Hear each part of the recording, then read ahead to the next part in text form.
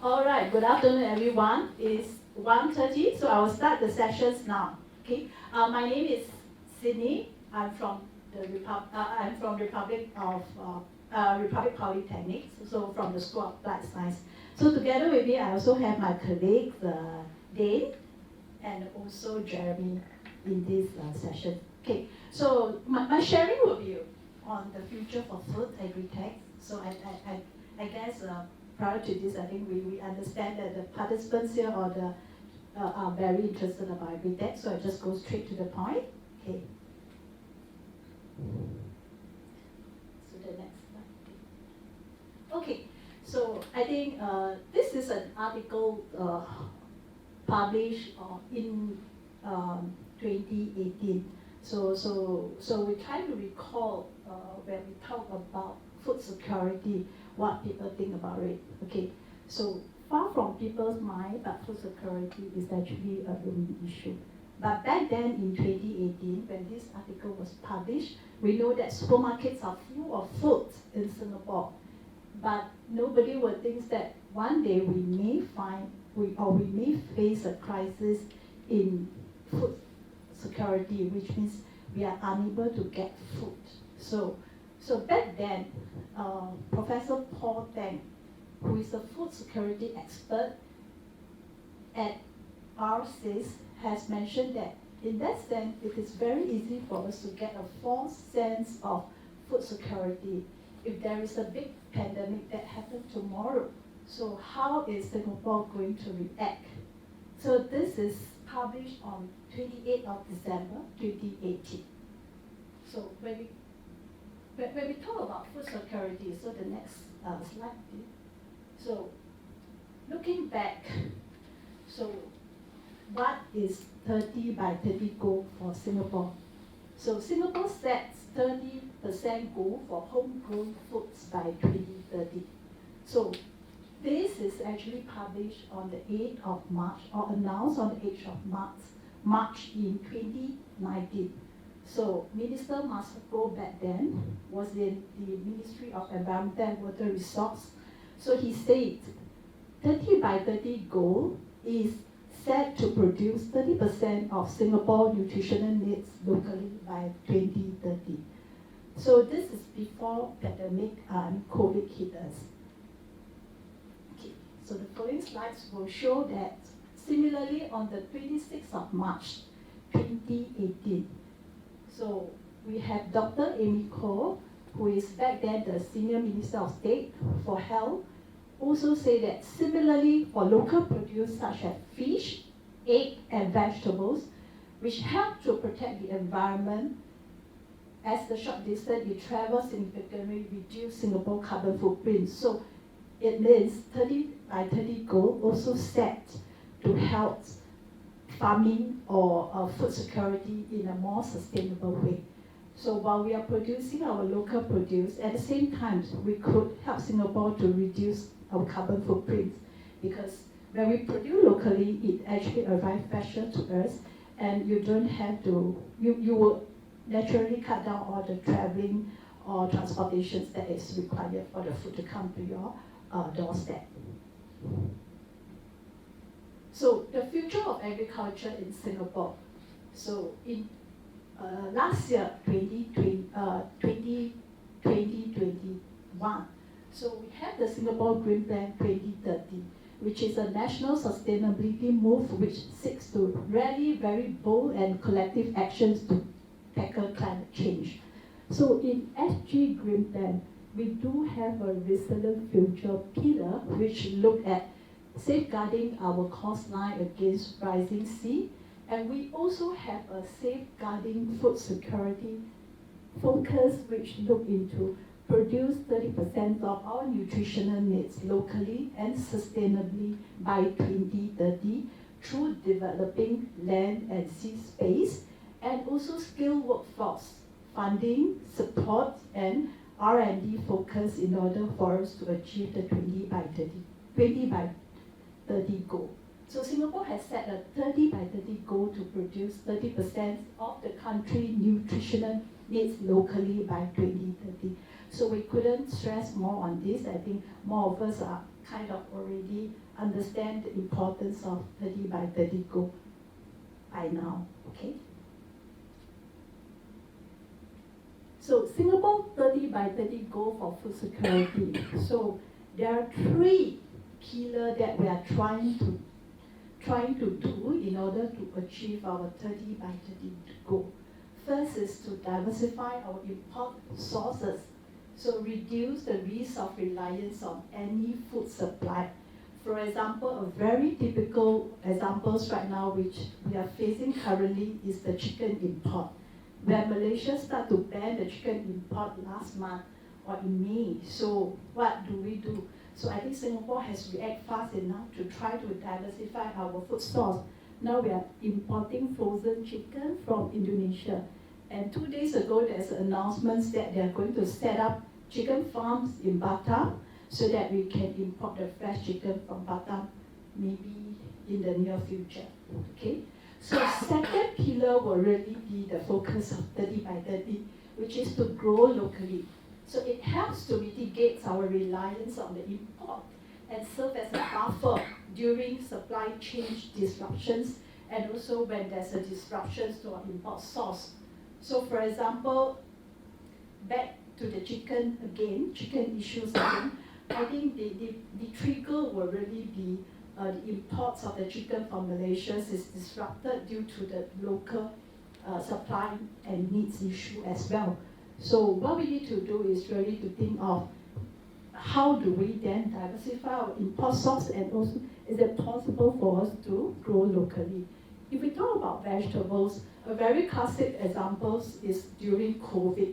So during COVID from 2020 to 2021 and 2022 to present, I think we're still having the issue of COVID. So you are seeing that a lot of food disruptions. So sometimes vegetables cannot be imported easily from China, from Malaysia, and from the neighboring country. So what we need to do is really to ramp up our productivity so that the local farms are able to produce fast and good enough to meet the needs of the vegetables which I think we are consuming daily. So the aim is really to transform agri-food industry into one is highly productive, employing climate resilient and sustainable technologies. I think we understand that the issue of farming in Singapore is really we do not have enough land. So if you don't have enough land to grow vegetables, so what can you do? So we have to think of an approach which is different in the conventional farming method. Maybe if I'm growing it on the land, okay, soil-based, maybe I have to think of an alternative way to do it, like a plant factory setting, which is quite popular in other countries like Japan or Netherlands. So this is where the focus of Republic Poly also to think into agri-tech with high-tech facilities that helps to ramp up the productivity of the local farm. So the third pillar under the 30 by 30 goals is really grow overseas. So support our company to expand and grow overseas so that their produce can potentially be exported to Singapore.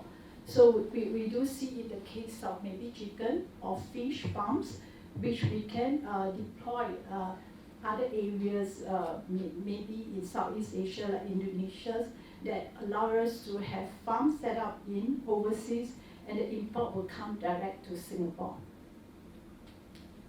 Okay, so Singapore Food Agency, SFA, has a grow local strategy. So we talk about the second pillar of grow locally. So we have to produce 30% of Singapore nutritional need by 2030. So currently we are at 10% or even less than, slightly less than 10% based on statistics in 2018. So how are we going to achieve 30% by 2030? So there are a few strategies that is important as laid out by SFA.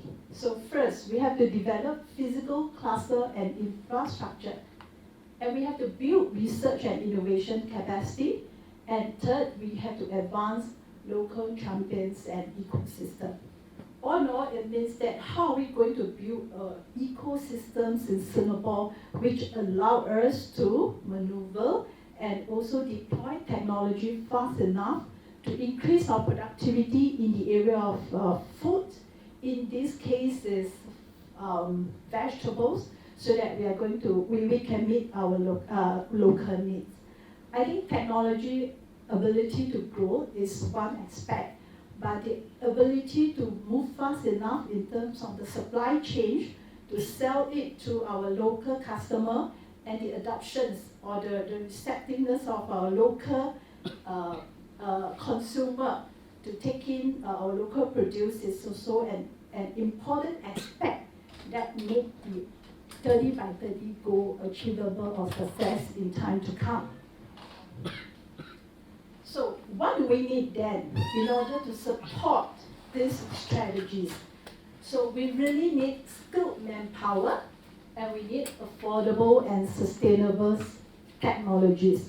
We also want to build an ecosystem that today, if you have any issue about agri-tech, about not able to grow your vegetables well in a certain setting, maybe you can reach out very fast to, for example, Republic Polytechnics, where we have Agri-Tech Center that is able to provide you maybe not solutions, but an advice that could link you to local or overseas service provider that can help you to solve your issue.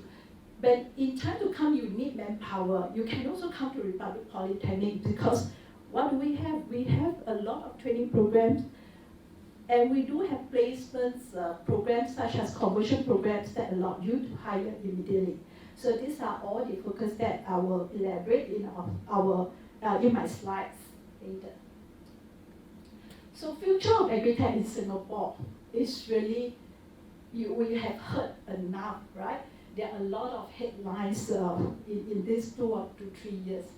So I think when COVID hit us, SFA is fast enough to launch a 30 million grant to speed up local productions of egg, vegetables, and fish. This is in April 2020. So there are 9 high-tech farms in Singapore awarded with 40 million to ramp up food productions. This is in September 2020. And in October 2020, Lim Chu Kang is set to be redeveloped into high-tech agri-food cluster under SFA initiative.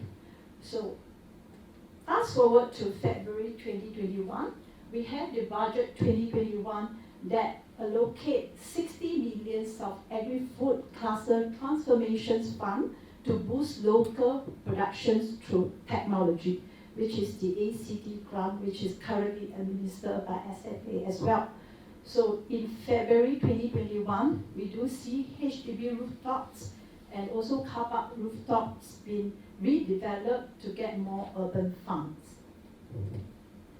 So the physical cluster and infrastructures are in place. So for example, we have the Northern Food and Agri-Tech Corridor. So where is the corridor located? Okay, if you look at the map, we have Sungai Tengah Farms. And we also have Lim Chu Kang Farms above the Sungai Tengah Farms in that northern corridor. And we have, again, another affix, which we call it Agri-food Innovation Cluster, which is highlighted in green, which is going to affix, which is consists of 14 hectares of agri-zone and 4 hectares of business food zone, which allow you to do agri-food tech related industry.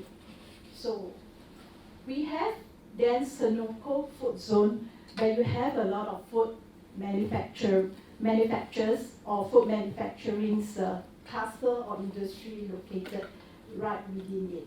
So where is RP? So RP is strategically located in also the Northern Food Agri-Tech Corridor between the Senoko Food Zone, Woodland Regional Centre, and also Lim Chu Kang Farms and AFIX.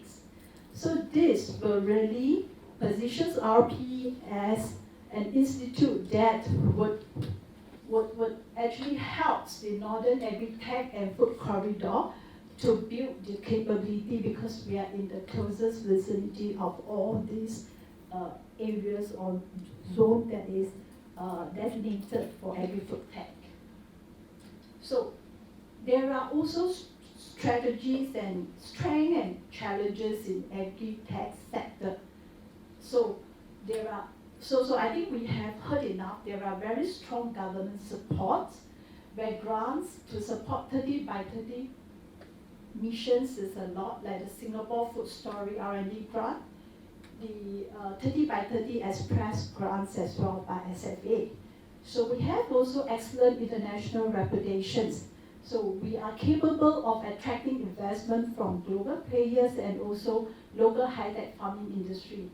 So there are investments by Temasek which worth about US 8 billion in agri-tech since 2030 and 30 millions in 2021. So there's emergence of sustainable technologies which also enable us to face or to enables us to make sure that things that we do are able to make fulfill the targets that we set. So making it possible for sustainable high-tech farming. So Singapore has a base of like a lot of enabling technology like IoT or AI that serve as a fundamental important engineering arms that enable high-tech farms to actually move around quickly. Because in the high-tech farms, you not only grow your plants, but you need also a lot of automations and technology to understand how your plants have growth and how you could do more predictive or precision growing in getting the highest output of productivity.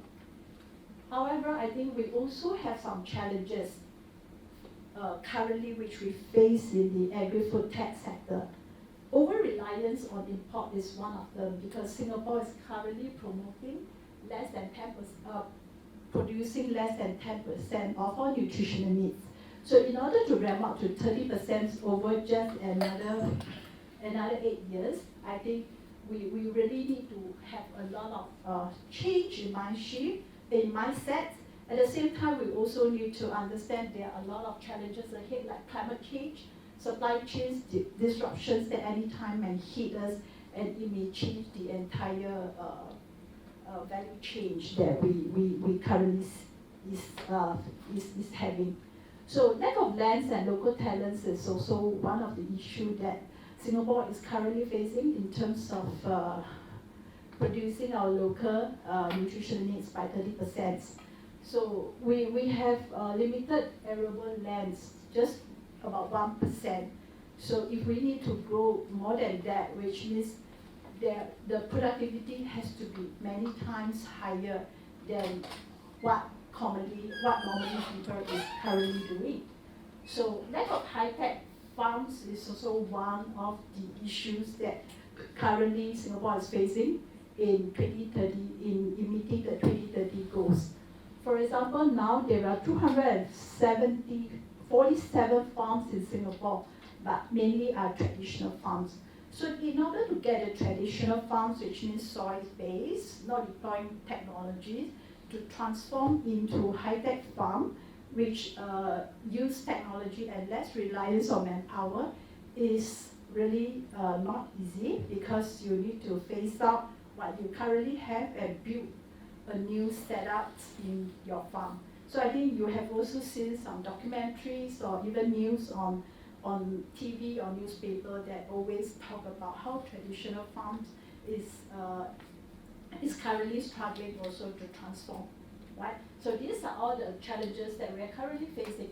So the future of agriculture in Singapore is really current average vegetable farm size of 2 hectares. So maybe I can produce 130 tons per hectare per year. So if I talk about high-tech vegetable farms, so size of less than 1 hectare of land what do I potentially can produce is more than 1,000 tons per hectare per year. So are we able to achieve this with technologies and with all the supports that government is given? So this is where I think we all have to really think about the future of foods.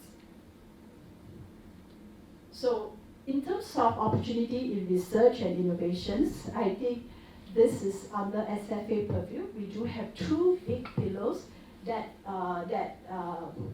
get support or get focus in terms of moving towards 2030 goal. So one is sustainable urban food productions. The other one is future for food, where we have advanced biotech-based alternative proteins or alternative protein productions. So for example, the first one in terms of sustainable urban food productions, what we have, what we expected to achieve is to increase productivity, to lower resource and operational costs, and to improve disease and health management and nutritional value of our local produce. So in the area, what would be the area of focus in this cluster? Genetic, nutrition, disease and health management, circular economy, robotics and automations are the R&D focus that helps to push this sustainable urban food productions. Whereas in future of foods for alternative protein productions, so the expected outcome will really be develop new biotech-based methods, position Singapore as a leading alternative protein R&D hub. And we are also using circular bio-based technique to improve sustainability. So in this cluster, I think we look at alternative protein like plant-based meat, culture meat, and other alternative way of getting our protein needs. So there is a few startup who I think has got license from SFA to produce chicken nuggets like goat meat, right? So we also have short meat and umami meat in Singapore right now. So what will be then the area of studies or research that is in this focus? So we look at computational biology, we look at cell-based culture meat, and we look at microbial protein, we look at also plant protein, and how do we scale up in terms of the productions. So the third pillar will then be food safety, science, and innovations. We understand that while we are doing things in a non-conventional way, so for example, cell culture meats, so you really need to understand the food safety through science and also through a lot of food standards. So a lot of people have question marks in terms of cell culture meat. So the culture medium that we use, is it safe? Is it chemical based or plant based? And the method that we use, does it alter some things which eventually come out as a processed food? So these are all the areas which I think the food safety and also understand consumer behavior toward foods studies or focus become very important. So SFA do have an arm looking into food safety and standards as well. So we talk about, so now I think we have complete the landscape for Agri-food Tech in Singapore. So now I would like to zoom into Republic Polytechnic's capability. So what we have is an Agri-food innovation cluster where we look at quality of food, quality of fresh produce. So we do want to produce high quality and high value crops. So this is where the focus of Republic Polytechnic is. So we also deploy smart farming technology. So we look at how IoT, imaging systems, automations can help us to reduce the reliance of labor. So we want to remove pesticides from our local produce. So we are also looking at what RF helps to kill certain pests, or pathogens within the hydroponic system that allow us to get rid of the issues when we grow the plant. So that is an area of food productivities that we are trying to look at. So when we talk about indoor farms or even in greenhouse, we have controlled climate environment. We also have artificial lightings to make sure that the plant grows. So would there be specific recipe that cater for specific crops so that we can grow it more efficiently, at the same time also reduce the resource use?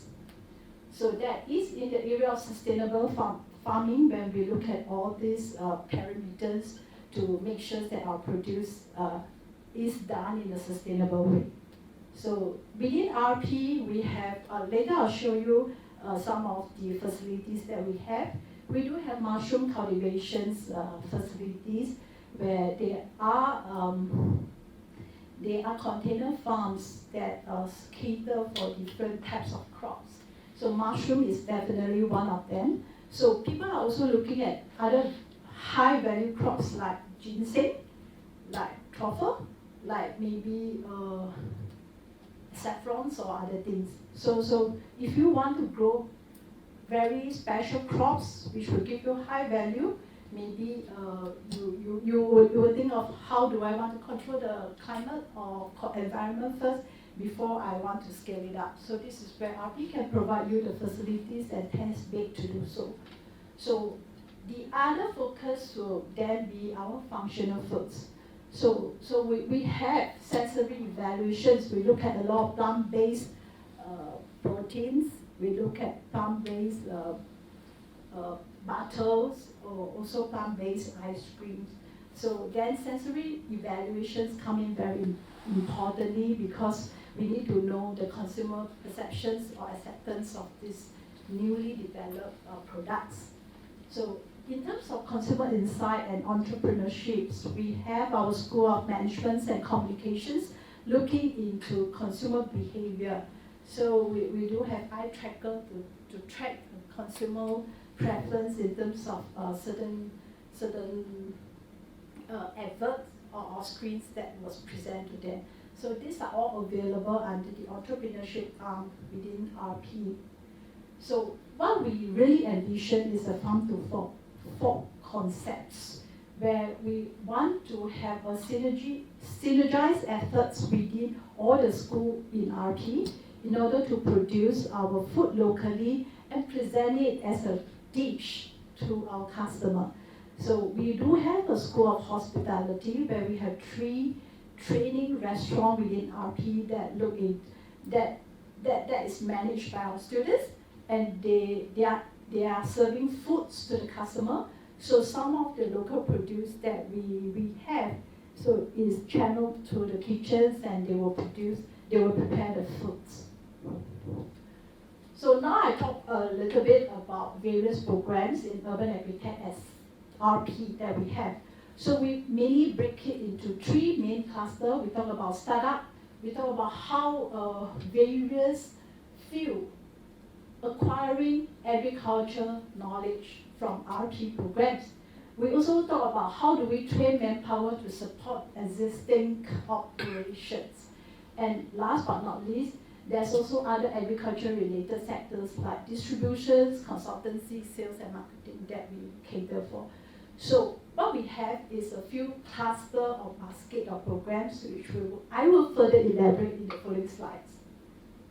So first we have a full qualification program, like a part-time diploma in applied science, urban agriculture technology, and also as its work study programs.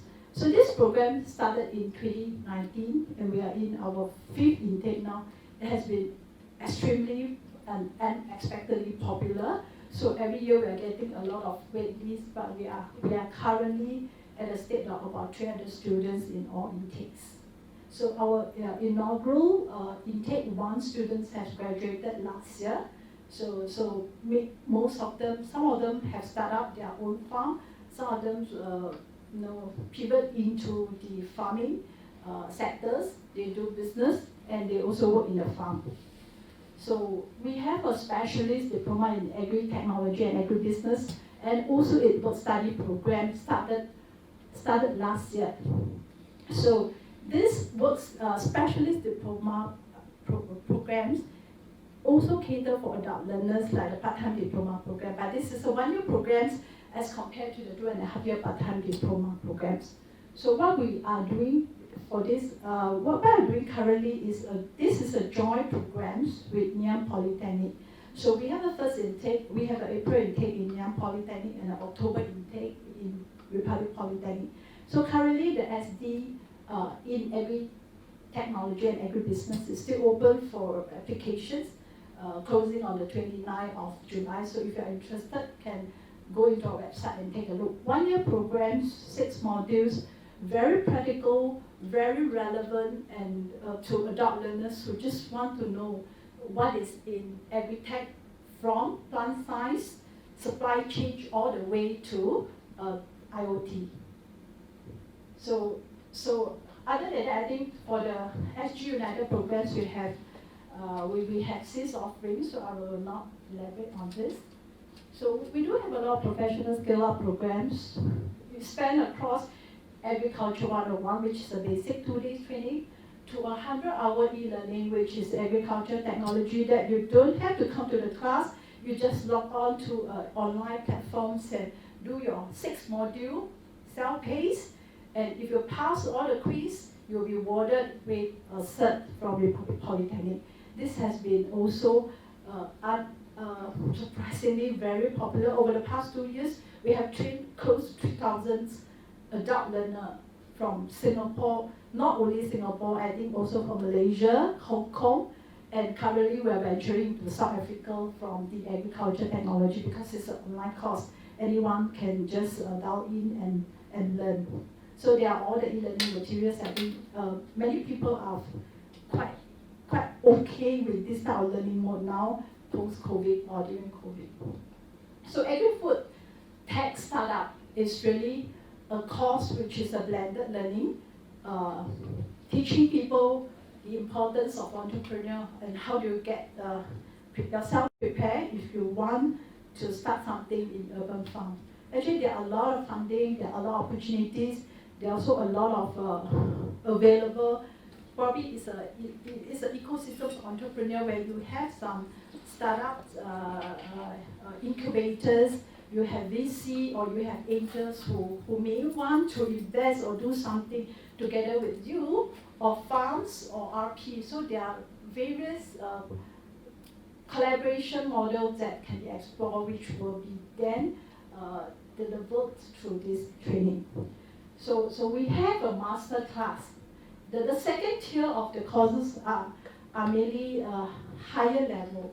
So a master class with Japan Plant Factory with artificial lighting. So this is a course which is a blended learning as well. We have a day where the Japan professor will be delivering their lectures or their lessons. And the second day you will come to RP for some hands-on experience. Okay? So the other 2 courses that we currently offer actually is in closer working partnership with SFA to roll out the SS661 Clean and Green Standard for farms, and also the good agriculture practice for the farm as well. So the adoptions, now when you go to supermarket, right, you go to the counter to buy local produce, you will see one red logo. So they call it SG produce. So every local produce will have minimally one red logo called SG produce. But if they are certified with GAT, which means SS GAT, they will have 2 logos. So they call it Singapore Standard Good Agriculture Practice, which means there is certain requirement that they need to fulfill, and they have fulfilled that requirement through audits, and we will certify them. If a higher level, 3 logo, you will see that there's a Sustainable Agriculture SS661, Clean and Green Standards for urban farm, which means these local farms has been certified with Clean and Green Standard. Clean means food safety. Green means the environmental stewardship. So sustainably, they have actually grown the food safely for you in a sustainable way. So Now we haven't seen 3 dot yet on any packaging because there are 2 farms just went through audit last week in the SS Clean and Green. So maybe in the near future we will see there are 3 logo. So when they so we have done it in a way because RP also provide consultancy and training in this area for the farms. So we have done it in a way that when you are going for the SS661 and Clean and Green Standard certifications, you are also doing the GAP at the same time. So it's a 2-in-1 package kind of things. But of course in trainings, because there are areas that it overlaps, there are areas that specialize for certain certifications. So in time to come, you will see there are some farms or local produce with the 3 red dots. So that certify everything that we need, okay, for a local produce at this point of time. So now I think every local farm will have just 1 red dot. Okay, so this is all. Okay, another one will be the career conversion program for agri-tech operator and specialists, which was launched in January this year, 2022, by Minister Tan Si Ling, who is the Minister of Manpower. So these conversion programs is a place and train program. Means that every candidate that come here, if you want to be an agri-tech operator, minimum salary is 2K to work in a farm, or agri-tech specialist for PMET, okay, minimum salary is 2.5K to work in a farm. We will help you to do a job matching with the jobs or the positions offered by the farm. So once it's successfully matched, you will work in a farm, at the same time go through certain trainings, facilitated trainings and on-the-job trainings by the farm in order to fulfill the requirements of this training program. So it helps, these programs help mid-career individuals to move faster to get into a career switch in local farms without any experience, without any prior knowledge. So you are able to join this program. So if you are interested, you can always contact me after this. All right. So okay, I'll go through quickly RP agri-tech facilities and infrastructure, knowing that I don't have much time here. So first, you can see the first picture is the greenhouse. So we are going to launch our newest and biggest greenhouse on the 3rd of August this year. So we haven't really officially launched it. So I will show you more about the greenhouse later. I think anyone who attend RP training programs will have a chance to go into the greenhouse, look at the facilities. If you want to do something with us, we will have an agri center that will help you or facilitate some of the discussions. Okay, so we do have then another indoor agri-tech innovation labs, which is also up and coming by next year. Expansions of currently what we have, we also have an indoor agri-tech innovation lab, but this is a smaller scale. So next year we're going to move into a bigger scales of lab where we have a full suite of indoor farm facilities other than just growing system. We do have control environment, we do have IoT system, and we do have a food innovations counter where we look into how do we redevelop local produce or fresh produce into something else. Okay, sometimes you look at kales, right? A lot of people are growing kales and selling freshly. Yeah, we don't really know how to cook it. A lot of people say this is amor kailan, very difficult to eat through fry, or you want to do salad, okay. Sometimes it's a bit bitter, but when people turn it into kale chips with some avocado, actually it tastes just nice. So if there's such a produce that we can think of, right, not to waste those unsold produce or trimming that is maybe considered as agri-food, people don't want to buy or don't want to eat it raw, then that will be another avenue of entrepreneur. Okay. So we have then food innovation and analysis lab look into the analysis of chemical particles and elements, and also have a RP Shimazu analytical labs in collaborations with Shimazu. So the other focus of RP will also be plant tissue culture. So you look at culturing plant tissue in a way with new breeds or with new types of genotypes that you want to develop. Okay, so this is RP greenhouse. So with a floor size of 650 meters square, so it's a climate controlled greenhouse. We have, okay, if you look at this facilities, so it's located at the back of RP, which near the hostel and the new MRT stations. So Woodland North MRT stations. Very big, and we have two components of this greenhouse. One is a controlled climate glass house, which is 180 meters square, and naturally ventilated greenhouse, which is about 250 meters square. So we have 12 container labs, 12 of different size, 40 to 60 meters square, which is located at the side of this greenhouse that is not shown in the picture. So this container farm, like really a container that you always see in port, right?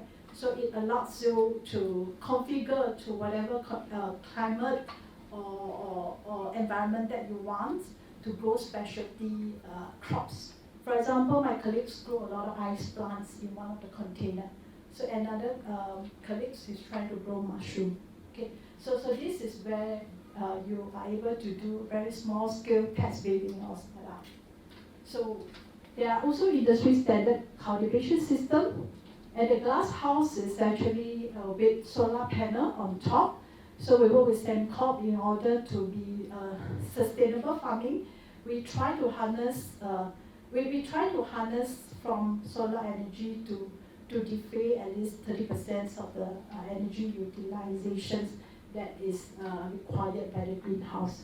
So we have growing beds in the greenhouse, we have moving gully, we have prototyping area, we have deep water culture, we have the Dutch bucket, and we have an A-frame NFT system as well.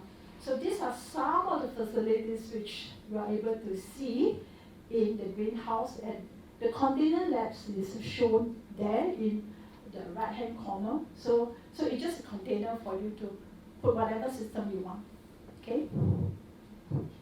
So our Agri-Tech Innovation Labs, I think RP expands its facility to accommodate increasing training needs and also technologies for farming. So this is a controlled environment and artificial lighting's indoor farming labs. So what we have here, I think this is just an artist's impressions of a new agriculture tech innovation lab, which will be ready by next year. So what we have here is also living lab with technology development. We have space for cross-disciplinary studies or projects. For example, if you want IoT, if you want robots, if you want control environment, so if you want sensor, so that is where I think this lab caters for such configurations and innovations. So our key research focus on this is really to increase the quality of the crops that we produce by superior crops. So any superior crops that you want to grow, high value crops. And we try to look at nutrients and light recipe and pest and disease resistance in this lab. Okay, I'll show a video about Agri-Tech lab in RP.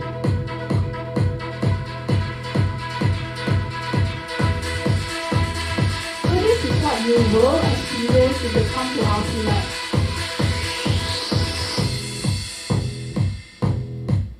As it is a controlled environment, right, you wonder, why I need to don the helmet and also the lab coat, because we want to reduce all the contamination.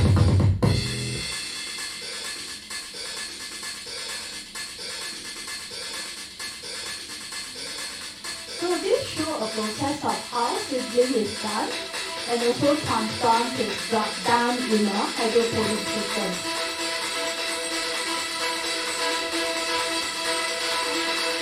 So you are able to calculate the PBSD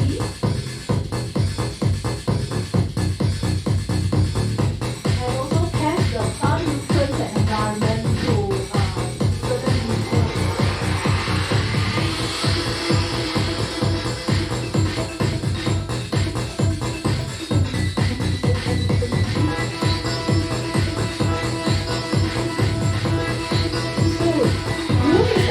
Even in the indoor farm, we also have pests.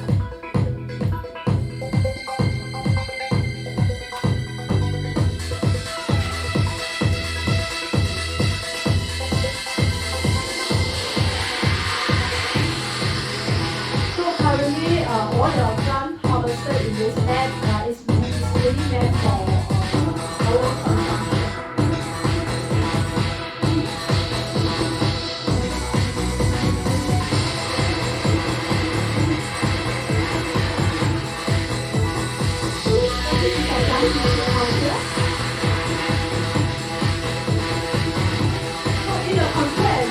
You are able to do experiments to understand which is the best environment.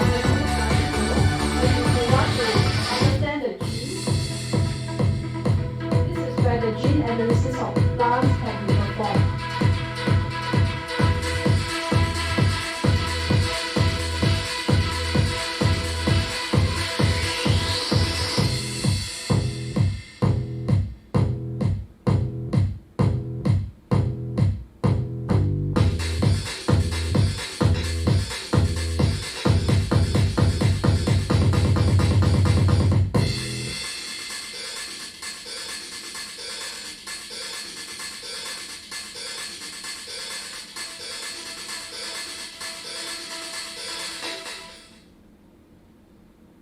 Okay, so this is a snapshot of what we currently have. We did not put the greenhouse video in it because we pending for official launch on the 3rd on this. Okay, so industry engagement and partnerships. We have worked with a lot of local partners and also overseas partners. Their logos are here, so I think I don't have to elaborate. Mainly they are industry partners, there are associations, there are agencies, there are also a lot of MNC and SME. For example, Calero is I think it's the first MNC which is going to set up a 7-story vertical farms in Singapore. So they are currently setting up their facilities in Changi, very near here. Okay, so the last part is just who are we. So we are Republic Polytechnics. We established in 2020 at 2002. So now is 2022. So this year is our 20th anniversary. So we have 7 schools, 3 centers, 39 diplomas, and 112K of students, full-time students. I think the part-time students altogether, I think we probably will have 15K. So more than 1,000 staff. So we are located in Woodlands. So this is our Woodlands campus. So I don't have to elaborate about the 7 schools and 3 centers. You can find all this information from our webpage. So we want to partner you for your success. So what we can do, so we have future-ready learners. We have 72,000 of learners that we have trained, and we definitely want to train more, especially the area of focus like agri-tech. So we have close to 2,000 or more, 2,000 or more industry partners right now, and our internships is 100%, which means all our full-time students will go out for internship for 1 semester in their 3rd year.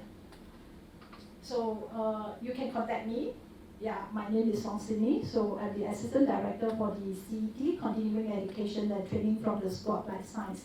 So my area of focus will be in urban farming and also sustainability. So this is my email. Thank you very much for your attention. So I will end my sharing now. We do have small dog gifts that we want to give away.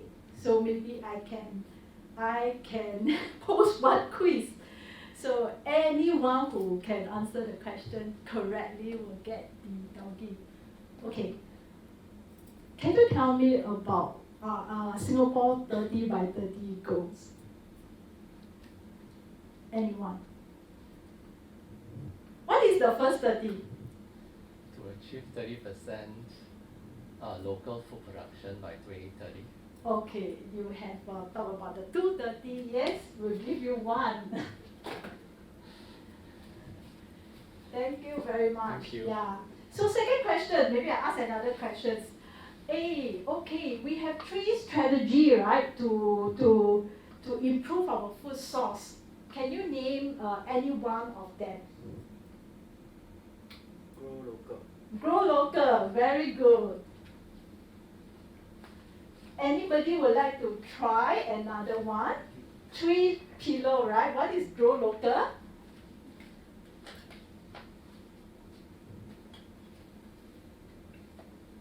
Oh, okay.